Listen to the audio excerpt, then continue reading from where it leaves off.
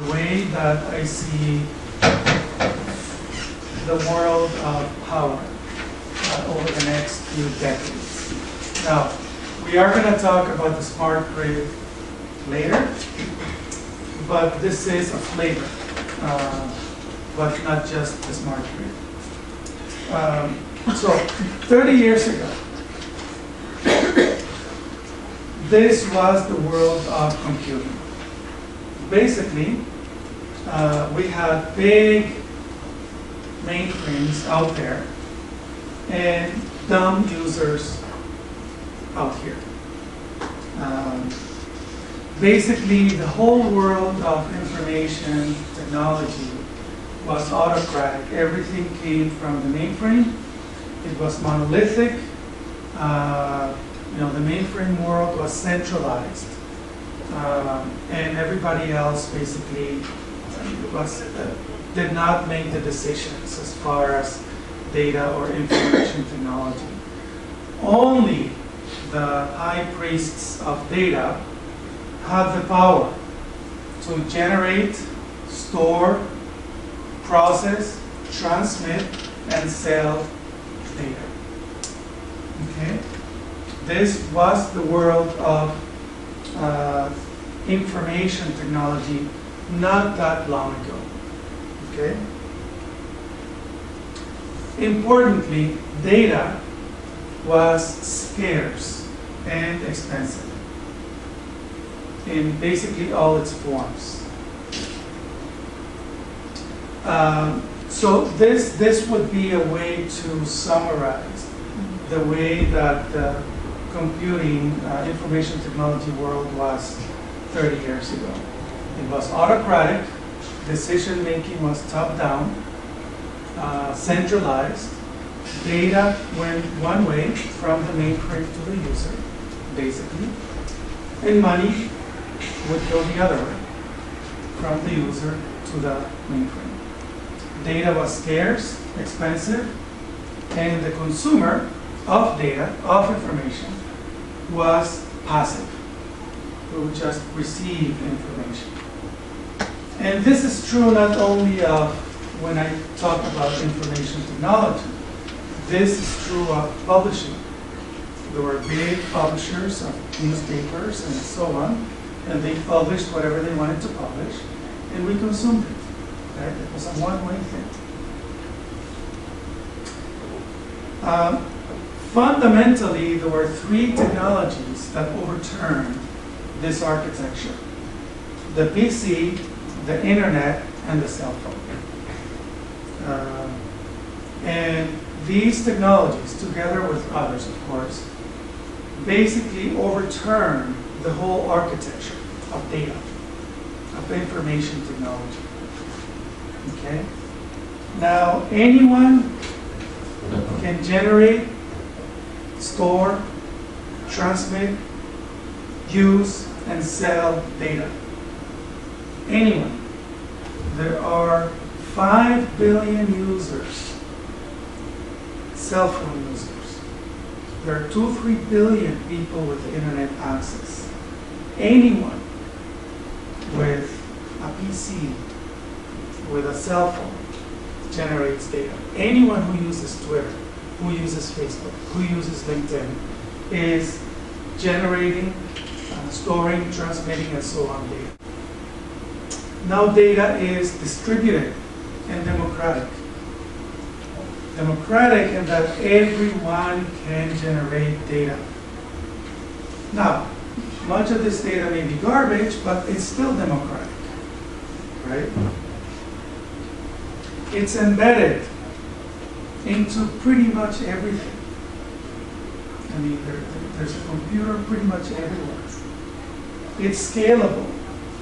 I mean, we have IT embedded in tiny devices, and we have billion-dollar data centers using fundamentally the same technology. That's what I mean by scalable. It's social. Enough said, right?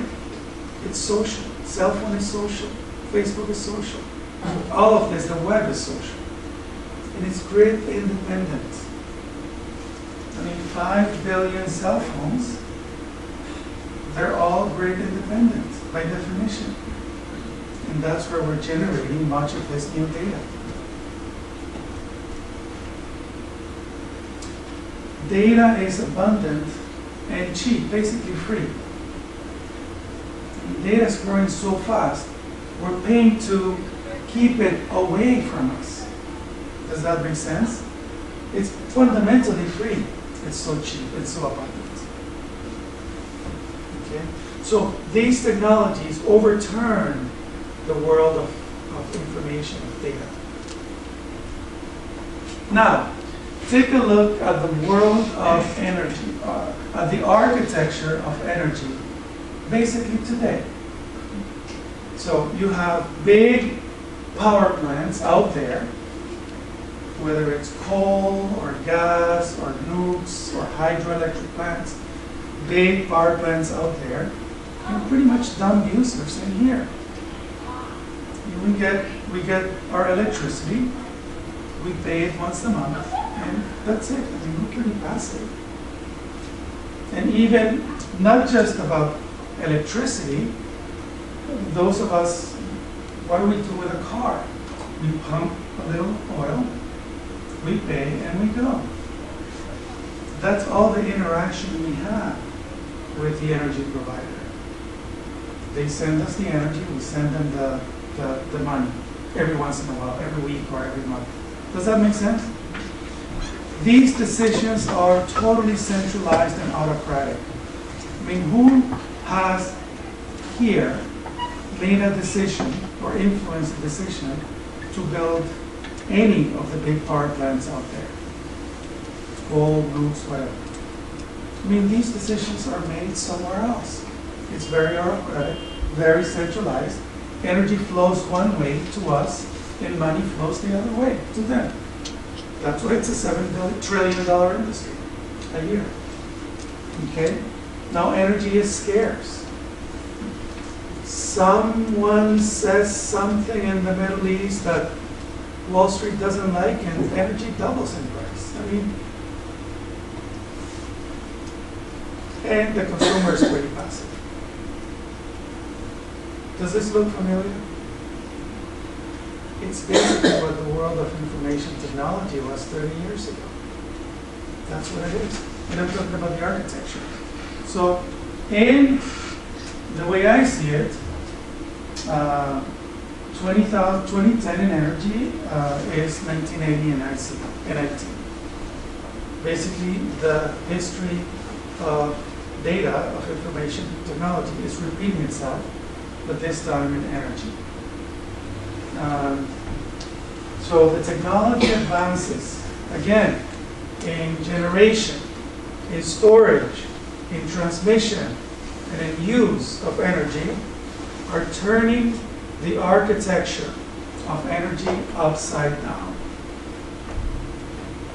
Now, generation and storage and use and all that means different things in energy as in data. It's not the same thing.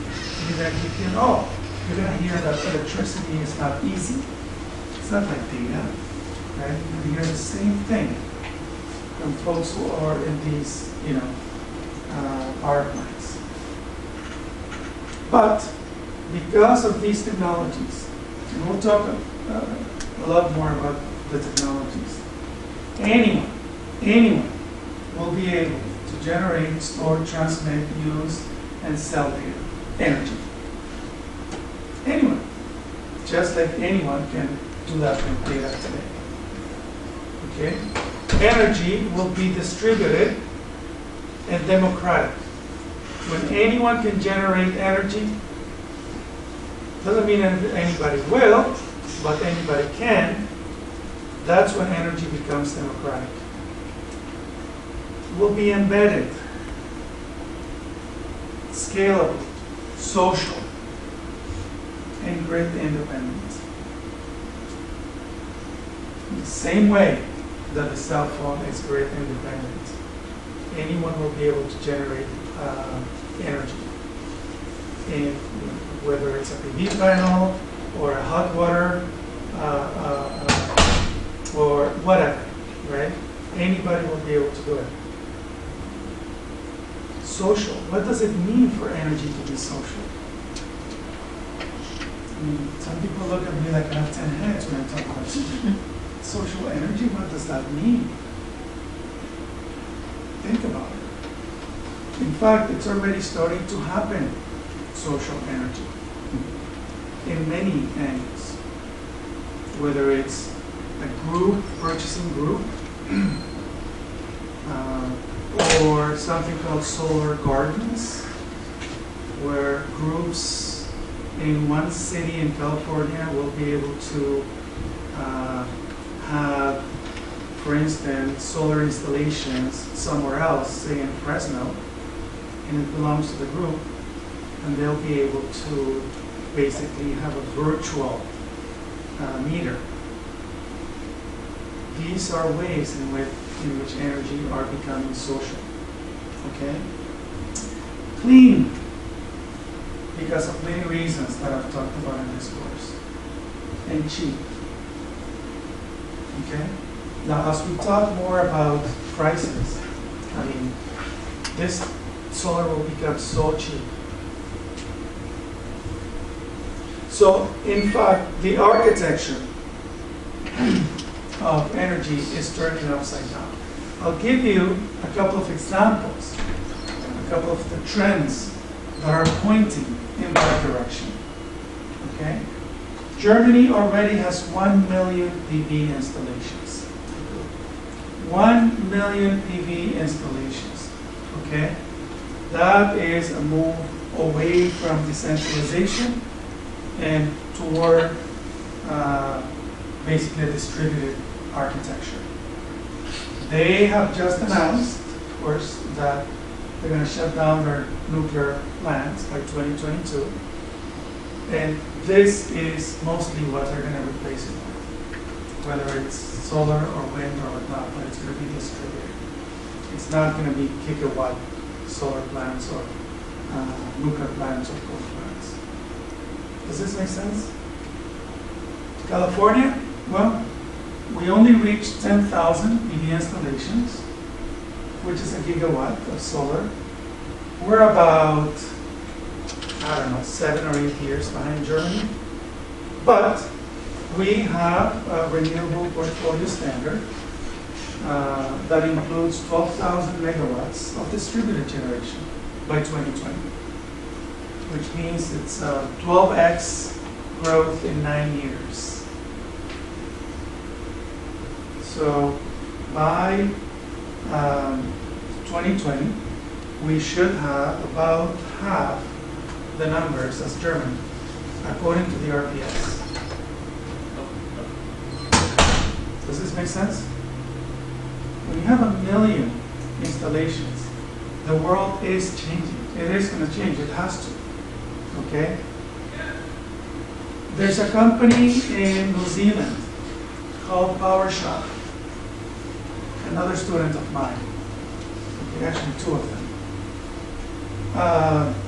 which I call electricity, the eBay of electricity. Basically, you can look them up, powershop.nz or NZ. They provide basically a choice of generators, brands, sponsors, price. You can even buy electricity as a future. So in fact, what they have built is an infrastructure where anybody can be an electricity provider and anybody can be an electricity consumer. And it's not like, I mean, you can change your electricity provider by the hour, by the day, with a click. Think about that, okay? You can do that today. I mean, this exists today in New Zealand. I mean, imagine buying, I don't know, Boston Red Sox power, electricity.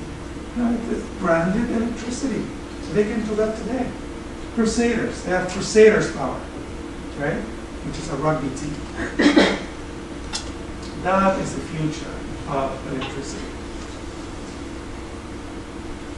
Okay? It's very competitive, it's dynamic,